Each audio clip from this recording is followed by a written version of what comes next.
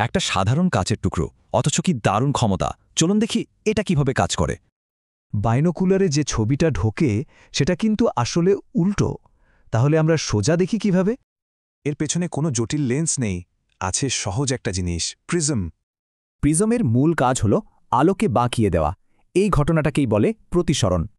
কোনো জিনিস আলোকে কতটা বাঁকাবে তা মাপা হয় প্রতিসরাঙ্ক দিয়ে।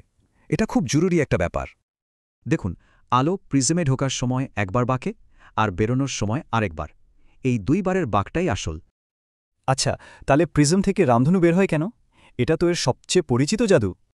কারণটা হল আলোর বিচ্ছুরণ, মানে কাঁচটা প্রত্যেকটা রঙকে একটু ভিন্ন পরিমাণে বাঁকায়।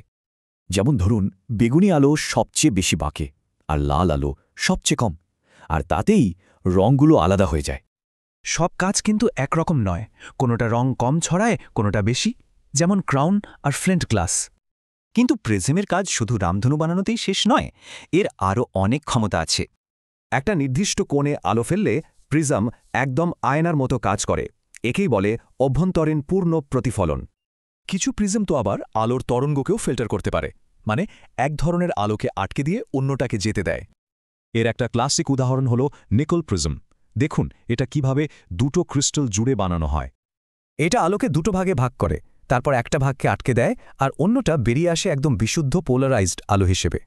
প্রিজমের এই সব গুণের জন্যই আধুনিক বিজ্ঞান আর প্রযুক্তিতে এটা এত গুরুত্বপূর্ণ একটা জিনিস। বাইনোকুলার থেকে শুরু করে লেজার সিস্টেম বা স্পেকট্রোমিটার, সবেতেই কিন্তু প্রিজম অপরিহার্য। তো যেটা বোঝা গেল, প্রিজম শুধু রামধনু তৈরির খেলনা নয়, এটা একটা ভীষণ শক্তিশালী অপটিক্যাল যন্ত্র।